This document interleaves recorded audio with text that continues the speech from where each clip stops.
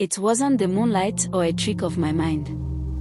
They shone, faint but real, like two dying embers, watching me from the corner of the old hut. I couldn't breathe. Her name was Adanna.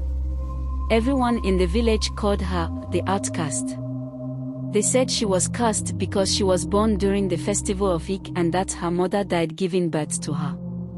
In our village, people feared what they didn't understand.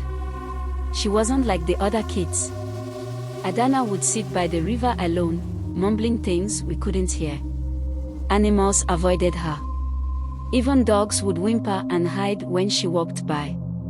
I didn't believe the stories then. She was just a quiet girl with sad eyes. That changed one cold harmattan evening. I was coming back from my uncle's farm, the sky already turning dark. My path home took me past the abandoned shrine, the one they warned us never to go near. The villagers said it was where spirits gathered. Adanna was there, crouched by the wooden idol, her back turned to me. I stopped. Something told me to run, but my legs wouldn't listen.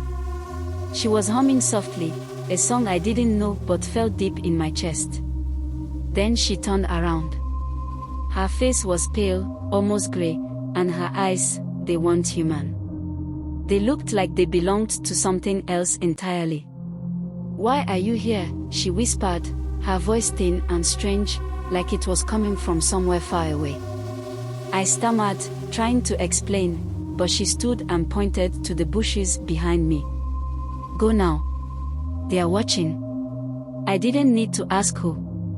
The air felt heavy, and the faint sound of whispers surrounded me. I bolted, running as fast as my legs could carry me. When I got to the village, my heart pounding like a drum, I tried to tell my mother what I saw. "You saw nothing," she said sharply, grabbing my shoulders. "Do not speak of this again."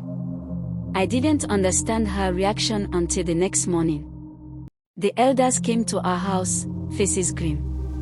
They said Adanna was found dead by the shrine. But here's the thing. That night, as I lay in bed, trying to convince myself it was just my imagination, I heard her voice. "Why didn't you listen?" And when I looked to the corner of my room, her eyes were there again, glowing softly in the dark.